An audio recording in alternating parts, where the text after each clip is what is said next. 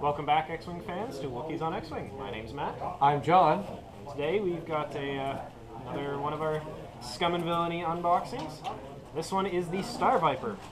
This is John's ship that he's been drooling over ever since it was launched. Yep. It looks super cool. Any of the fans of Shadows of the Empire will recognize this as Prince Xizor's ship.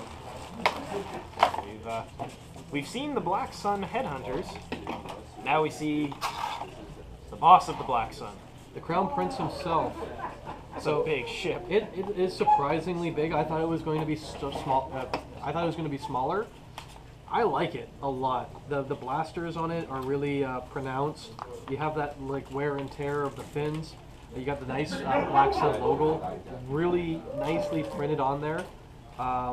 It's just really good. I was really surprised on how good this ship looks. So, as usual, we'll first go over the pilots, and we'll get into the nitty-gritty of the upgrades and the maneuver dial of the ship. There's some fun stuff with this ship, because it introduces a new maneuver to the game, which I will be touching on in a moment. So we've got Prince Xizor and Guri for named pilots. Then we've got Black Sun Vigo and a Black Sun Enforcer for generic pilots. So we start with our basic pilots. We got a pilot skill 1. This is a Black Sun Enforcer. For 25 points, you get 3 attack dice, 3 defense dice, 4 hull, and 1 shield. So it's a little expensive for 1 pilot skill, but I think the combination of his core stats and his actions makes him worth it. Yeah, I like it a lot. The fact that you have both a barrel roll and a boost action gives you that extra maneuverability. You are paying just shy of what you would pay for a defender, and you don't have those extra cannon slots, upgrades, that kind of thing. But I mean, the fact that you have focus, target lock, barrel roll, and boost is a great combination, on top of the fact that you have a fairly durable ship. I mean, 3 defense dice is nothing to scoff at. Effectively 5 hull points, one of which being a shield. It's fairly solid. I like it. You've got a torpedo slot, should you be so inclined. It's nice, you know, the options there. Yeah, especially with like flechette torpedoes or something like that. A nice cheap torpedo, but it gives you options. The ship is definitely maneuverable enough to get into position to use them. Oh yeah, absolutely. So then we've also got pilot skill 3, Black Sun Vigo. So 2 extra points gets you 2 extra pilot skill. Pretty basic. What you see is what you get. Yeah, you're paying for your pilot skill bidding. It's, going in front of or ahead of swarms for the most part. Not bad. That's nice. So we get to the good parts of this. Yeah. We got the name pilots. So the first one is Guri. She's pilot skill 5. She's actually an android.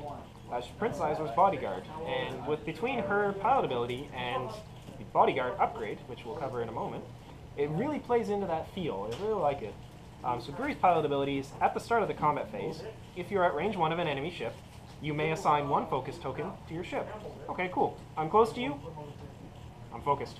Yeah, we've seen a ship like this similar to this, and the other most wanted Scum and Villainy kit, where the closer you are to the enemy, the better you are. It means that you really want to get close, up in the thick of it. High action economy. Also, it punishes your opponents for getting close to you. Say, hey, I want to get close to you. You don't want to get close to me. Especially when that's exactly where they want to be in order to get the highest damage potential. Especially with 3 defense dice, nothing to scoff at. The Star Viper's evasive, and it's got the damage grid to be able to soak a stray shot or 2 if it needs to. And for Guri, it's good to note that it's at the start of the combat phase. Good.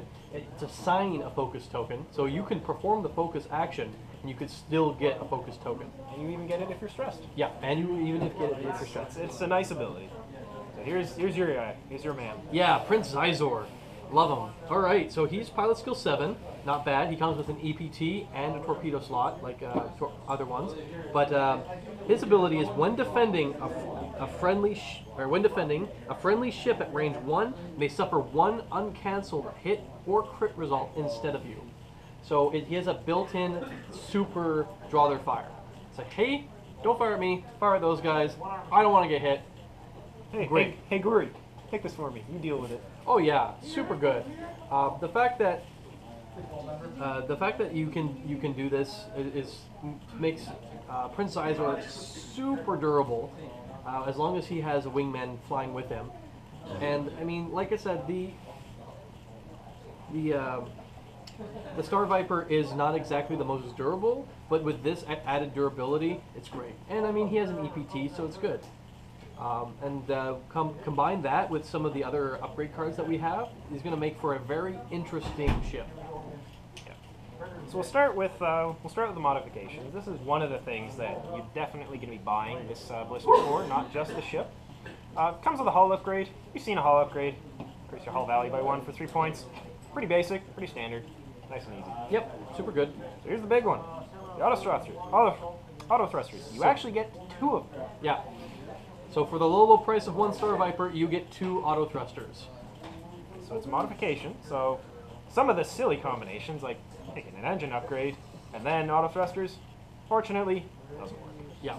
But, so 2 points, what does it get you?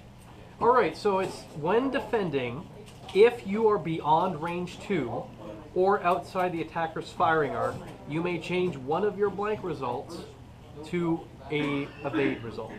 You cannot equip this card. You can only equip this card if you have the boost action.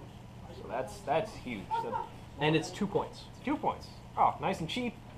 You know, it does have those situational uses of it. You can only use it at this time, but beyond range 2, okay, so you know the opening salvos, or if you're just trying to break contact, it's that out of firing arc is the important one. It is a big middle finger to turreted ships. It's huge. And the things that you'll see it most often on are ships like A-Wing, Interceptor, Star Viper. Those fragile, Yeah. they rely on their evasion dice, and to an extent, the player's luck. Yeah, and now you're basically doing kind of what C-3PO does every time you're getting shot at by a turret outside the firing arc. It's impressive. It is very solid. It also stops these very fragile ships from getting ion. Okay, it can for sure. I think that this this card by itself will change most metas. The metas that have a lot of big Han lists or Han shoots first, the Outrider lists. All of these ships that rely on the turret and mostly just flying away or circle strafing. All of these are kind of not necessarily invalidated, but they have a lot harder time firing at fighters such as this, who just say, "Oh, you want to play like that? Okay, well, I'm not that worried about it." It makes them actually start working. It reduces your reliance on turrets. I love turrets. Turrets are fun. They're good for learning, but at some point you should branch out beyond just using turrets. The other thing that I really like about the auto thruster is you may. Now, it's very important. The reason why I've mentioned it is most times you'll look at your defense roll and you're like, oh, well, I always want to evade everything. Not necessarily. If you got gunner, that somebody has firing at you with a gunner, or flechette torpedoes with a munitions failsafe, as I brought up in previous videos, you might not want to do that. You're like, okay, well, you know what? I'll take a point. And guess what? Your gunner doesn't trigger. So It's nice. there's a lot of flexibility. So here's another card that's actually gonna come up a lot. This is it's scum only by virtue of it being an illicit upgrade. These are inertial dampeners. So for 1 point, when you reveal your maneuver, you may discard this card to perform a white 0 maneuver, then receive 1 stress token. So for 1 point, 1 use only, you become a shuttle for a turn. Yes, you can just channel your inner space cow. Just whoop, nope, put on the brakes. Yeah, and I like it because it's not a red maneuver. No. It's, I might be stressed, but you're going to try to block me, or I might be stressed, but I don't want to move. I'm going to stress myself just a little bit more so that I stay in place. You only get 1 of them, but you know what? That's fine. It's a really neat upgrade. I like it a lot. I like it a lot too. You're right. It's an illicit upgrade. You only get You only can use 1 of them, and it's only 1 point. Yeah, but 1 point, cheap. I mean, the sheer application of it is very broad. The fact that you can basically screw with your opponent's head, saying, if you want to try to fly in front of me, I don't have to move. I can just sit there and fire at you, and I can do it after I see what you've done. I don't have to just, oh, I guess I'm going to turn my dial to a zero maneuver. You know, I'm going to do this when I feel like it. I like it. So another upgrade you have is it's a sensor upgrade. And again, this is not actually restricted to scum. It's just a sensor upgrade. This is an accuracy correct. So it's when attacking, you may cancel all of your dice results. Then you may add 2 hit results to your roll.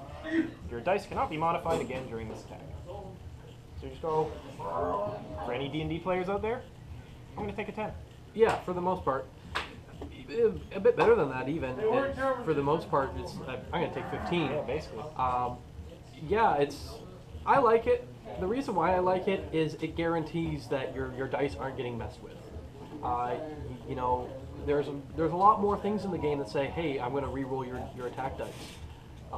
You know, you might just have a really bad roll, and now I automatically have 2 hits. You're going to have to deal with that. So it kind of takes a chance out of your attack, but you're being guaranteed with 2 attack dice, which is not necessarily a bad thing. All right, so here's a title for the Star Viper. It's unique. They're called the Virago. It's 1 point. Your upgrade bar gains the sensor upgrade and the illicit upgrade icon. You cannot equip this card if your pilot skill value is 3 or lower. So, what this means is you can only put it on Xizor or Guri, but you get an illicit upgrade card. So all of a sudden you can take your inertial dampeners, you can take the hot shot blaster if you want to, and on top of that you can get your sensor upgrade. So what I like about this, the Virago, is advanced sensors, because on top of the fact that you have a boost, you have a barrel roll. Now, being able to boost or barrel roll before you get to reveal like a red maneuver or that kind of thing, it completely opens your options up. And it makes sense for the inclusion of illicit upgrade and a sensor upgrade. Yeah. Well, why are these in the pack? I can't use them. Well, some of your ships can. Yeah, absolutely. And on top of that, which is really cool, is you can use advanced sensors with inertial dampeners. Before it says when you reveal your dial. So you use advanced sensors, you get your action, and then you can inertial dampeners. So you can even like barrel roll or boost into the perfect position, and then say, hey, I'm going to stop here. I'm here. I'm done. Yeah. It's definitely neat. So then we've got. I like torpedoes and missiles. I'm a fan of them. I like to use them when I can. You're allowed to like them. This is a really neat upgrade. These are ion torpedoes. So we saw ion pulse missiles previously. These are the torpedo versions of them.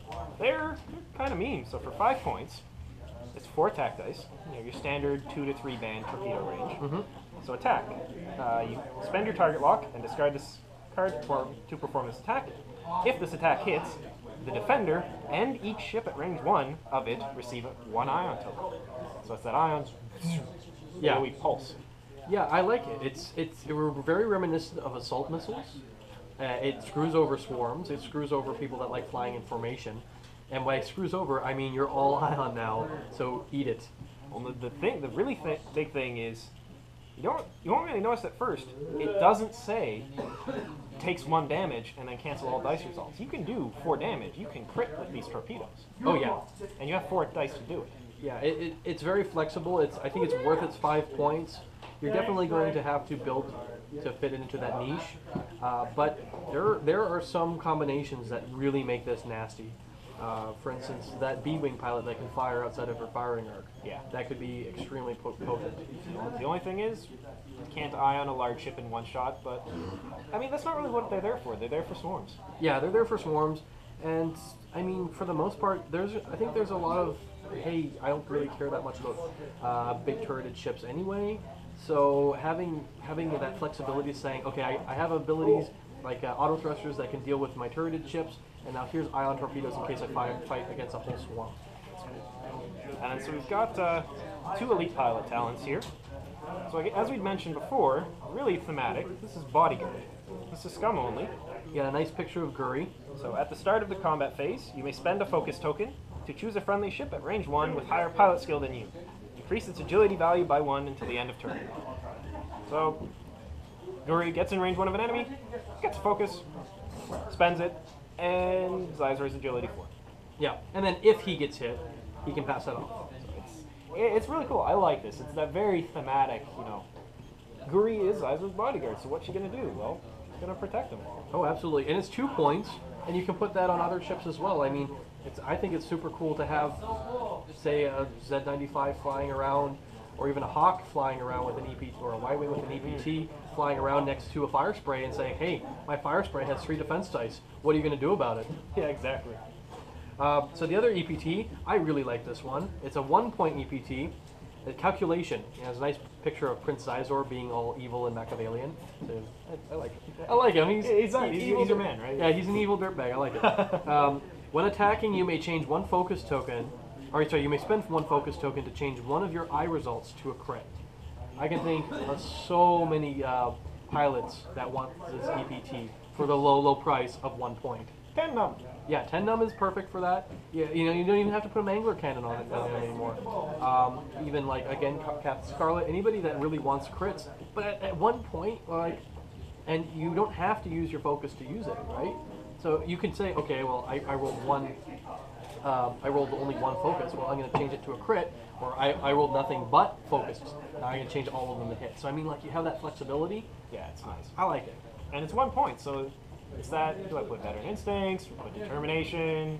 Hey, you can put calculation on now instead. Yeah, and nice. I mean, there's some fighters that have an EPT that you don't like with like that you don't necessarily want to have. You know, veteran instincts. Like perfect example, like Darth Vader with Squad Leader, and then Mauler Mythal. You don't want Mauler Mythal to have the same pilot skill as Vader. Yeah. But calculations, sure, why not? Yeah. So the last part of this is the Star Viper's dial. This is a very interesting dial. So it has all of the 1 maneuvers, banks and straights being green. Nice. It's got all of the 2 maneuvers, the 2 forward being green. It's got a 3 forward and a 3 bank, the 3 forward being green. It has a 4 forward. It does not have a K turn. What it does have is a Signor's loop. So this is a unique maneuver introduced into Scum. Yeah. So this was kind of cool. I like it. Instead of going forward and turning yourself around, you use the bank maneuvers and you turn yourself around. It gives you so much more flexibility. As I mentioned, with the Virago and advanced sensors, you can barrel roll or boost right before you're going to do it, giving you a plethora of different combinations. Just, where is this guy going to show up? I mean, you thought the Phantom was bad? Imagine going, okay, I'm going to barrel roll this way, and then, you know, oh, hold on a second. Yeah, I'm going to barrel roll this way, and then I'm going to signal loop over there. Or I'm going to boost, and then the signal loop over there. Oh, the yeah. fact that you can do that is just mind-blowing. It's going to make locking this guy down very difficult. There's a very good example on the Fantasy Flight page of you're in a head-on pass with an enemy fighter. You want to do a K-turn, but they're in the way. Well, you can signals loop. You're still pointed the other way now, but because you've moved sideways, you're not going to hit them anymore. So you can actually still get turned around, and they might not be expecting it. Yeah, when you have a head-on fight with like in a dog fight, it's very difficult sometimes to K-turn. You have to really jockey for position. This makes it even more difficult.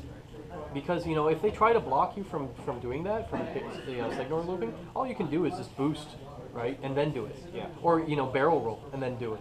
Or just go 4 forward. So, you know, you have all of these, you know, different combinations. And then on top of that, you have inertial dampeners if you really want to have all the gravy. So it's just like, what is this guy going to do? I don't know. Do you know? Can I look at your dial? Do you have intelligence officer? No. Then no, you can't. But I don't even know what I'm doing. Let's see what happens. Right? Yeah, and I mean, we have a couple of players that literally play their fighters off the seat of their pants. And so trying to predict a regular fighter is difficult enough. Trying to predict this guy is going to be crazy. So I really like this kit. It comes with a bunch of cool upgrades. Definitely for theme, you can definitely fly 2 Star Vipers. Oh, for sure. And it would be thematic, and it would be cool, and it would be a real pain in the ass. But the other cool reason to buy 2 Star Vipers is you're getting 4 auto thrusters. And 2 inertial dampeners. And 2 inertial dampeners. I mean, So I mean, if you're gonna fly 2-star fighters, it's 2-star Vipers, then sure, go ahead. But the fact that you're getting that added little bonus of the 2 auto thrusters, all of the other really good cards is really nice. Because I mean, most you'll see of interceptors is 4 interceptors, or for TIE interceptors, and you'll want auto thrusters on every one. Imagine Suntir Fel, okay, with auto thrusters. That guy will be the biggest dick. Or even Tycho with auto thrusters. Or Gemner with auto thrusters. Oh, you got there is just so many good things to put auto thrusters on. I can't even go. I can go on and on and on. I want to have Gemner get in range 1, just sit there. He's like, yeah, I got 4 defense dice, and I always have at least 1 evade result. Pretty much, especially if you're just jockeying right behind a Falcon. It's like, you're never getting rid of me, buddy. I'm going to stay in range 1 of you forever. And guess what? You're going to like it. I could write a thesis on auto thrusters, but I won't. I'll just let you guys play it out, and I'll play you eventually with one of these upgrade cards. But oh man, I am so looking forward to seeing what these things can do, and then crying when I realize that my TIE fighters are going to have such a hard time fighting these things. So guys, that's the Star Viper. We hope you enjoyed it. Be sure to like and subscribe to the videos if you enjoyed them. It really helps us out. And you know what? We're going to be testing out a lot of these different Scum and Villainy. We have the IG-2000, the Aggressor, coming up in an unboxing video, and we're looking forward to doing that. But on top of that, we want to know what you would be interested in having these fighters pair off against. I mean, like 2-star Vipers versus what? So the most wanted kit, what do you want to see those fight against? Because, you know, Matt and I are dying to get our hands dirty playing these different fighters, these different squadrons. And we have just the model pool to try out any combination. So let us know in the comments below, what do you want to see? Because we want to play what you want to see. Alright guys, thanks for watching.